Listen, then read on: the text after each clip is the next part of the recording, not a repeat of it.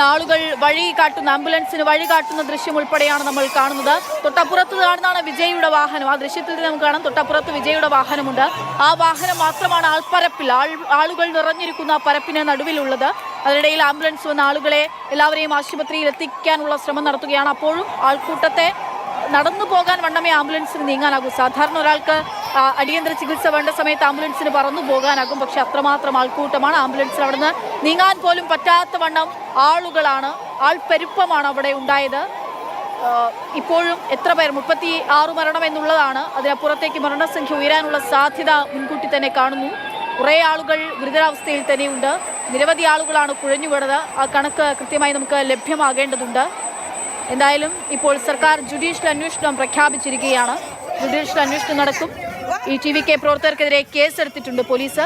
ആശുപത്രികളിലേക്ക് ആളുകളെ എത്തിക്കുന്ന ദൃശ്യമാണ് നമ്മൾ കാണുന്നത്. ശ്വാസം കിട്ടാതെ 38 മരണം വളരെ വേദനിപ്പിച്ചാണ് നമുക്ക് ഈ സംഖ്യ പറയേണ്ടി വരുന്നത്. 38 പേരുടെ മരണം സ്ഥിരീകരിച്ചിരിക്കുന്നു ഇപ്പോൾ തന്നെ എന്നുള്ളതാണ്. 38 പേർക്കാണ് ജീവൻ നഷ്ടമായിരിക്കുന്നത് ഈ മരണറാലിയിലൂടെ എന്ന് തന്നെ നമ്മൾ പറയേണ്ടിയിരിക്കുന്നു. വിജയുടെ പരിപാടികൾക്കൊക്കെയും ഇത്രമാത്രം ആളുകൾ ഉണ്ടായിരുന്നു. പിന്നെയും ഇങ്ങനൊരു പരിപാടി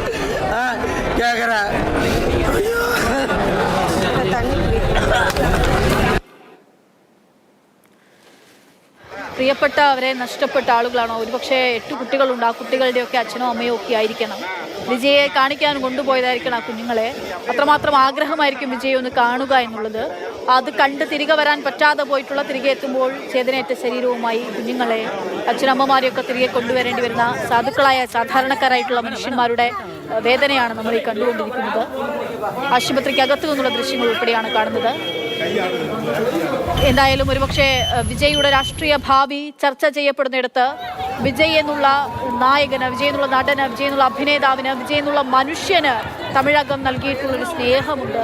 വിജയുടെ ഒരു സിനിമ ബോക്സ് ഓഫീസിൽ പൊട്ടിയാൽ, അത്രയും പ്രതീക്ഷയോടുകൂടി വന്ന സിനിമയ്ക്ക് വേണ്ട വിധം കളക്ഷൻ കിട്ടിയിട്ടില്ലെങ്കിൽ ആത്മഹത്യ ചെയ്യുന്ന, ജീവൻ ഒടുക്കി സ്വയം ജീവഹൂതി ചെയ്ത് അദ്ദേഹത്തിനോടുള്ള സ്നേഹം അറിയിക്കുന്ന മനുഷ്യന്മാരുണ്ട്, ആരാധകരുണ്ട്. അദ്ദേഹത്തിന് അത്രമാത്രം ആരാധകരുണ്ട്. അതുകൊണ്ട് തന്നെയാണ് അദ്ദേഹത്തെ ഇളയ ദളപതി എന്ന് വിളിച്ചുകൊണ്ട് അദ്ദേഹം വരുന്നിടത്തേക്ക് ആളുകൾ ഓടിക്കൂടുന്നത്. അങ്ങനെ അദ്ദേഹത്തെ വിശ്വസിച്ച് അദ്ദേഹത്തെ കാണാനായി ആത്മാർത്ഥമായി അദ്ദേഹത്തോട് സ്നേഹത്തോടെ അദ്ദേഹത്തിൻ്റെ ചാരയ്ക്ക്, അദ്ദേഹത്തിനടുത്തേക്ക് എത്തുന്ന ആളുകളെ ഇത്തരത്തിലൊരു ദുരന്തക്കയത്തിൽ തള്ളിവിട്ടാണ് വിജയ് ഇപ്പോൾ സ്വയം സുരക്ഷിതനായി ചെന്നൈയിലേക്ക് അദ്ദേഹം മടങ്ങിയിരിക്കുന്നത്. ഒടുവിലൊരു എക്സിലൊരു പോസ്റ്റും ഒരു 4 വരി. ഒരുപക്ഷെ ഈ ഒരു ദുരന്തത്തെ പറ്റി ബാക്കി ആളുകളൊക്കെയും കമൽ ഹസൻ ഷെയർ ചെയ്തിട്ടുള്ള എക്സ് പോസ്റ്റ് നമ്മൾ കണ്ടു.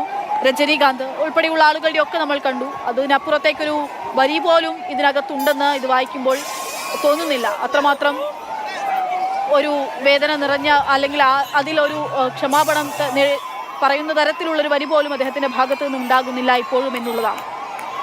ഇതിലുണ്ടാകുന്ന വേദനയെ പറ്റി അല്ലാതെ മറ്റൊന്നും തന്നെ വിജയ് പറയാൻ തയ്യാറാകുന്നില്ല. വിജയ് ഇതിന് കാരണക്കാരനായിട്ടുള്ള ആളാണ്. അദ്ദേഹം സ്വാഭാവികമായിട്ടും എന്തു സംഭവിച്ചു എന്നതിനുള്ള മറുപടി പറയേണ്ടതുണ്ട്.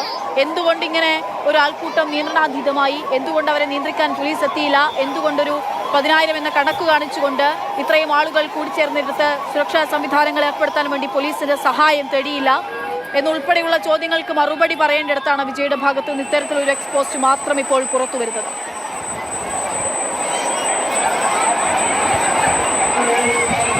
ഇപ്പോൾ ഉപമുഖ്യമന്ത്രി ഉദയനിധി സ്റ്റാലിൻ അദ്ദേഹത്തിന്റെ വിദേശ പര്യടനം അവസാനിപ്പിച്ച് തിരികെ നാട്ടിലേക്ക് പുറപ്പെടുന്നു എന്നുള്ള വിവരം പുറത്തുവരികയാണ്. സ്റ്റാലിൻ മുഖ്യമന്ത്രി രാവിലെയോടുകൂടിയാണ് കരൂരിലേക്ക് എത്തിച്ചേരുക.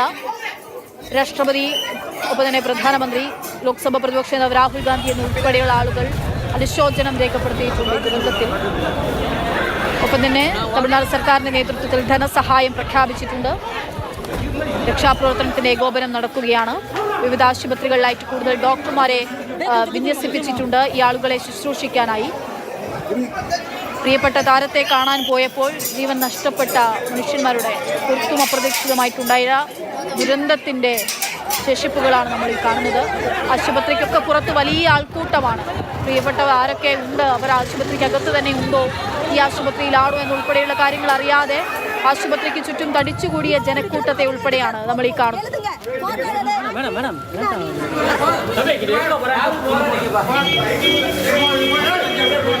കൈ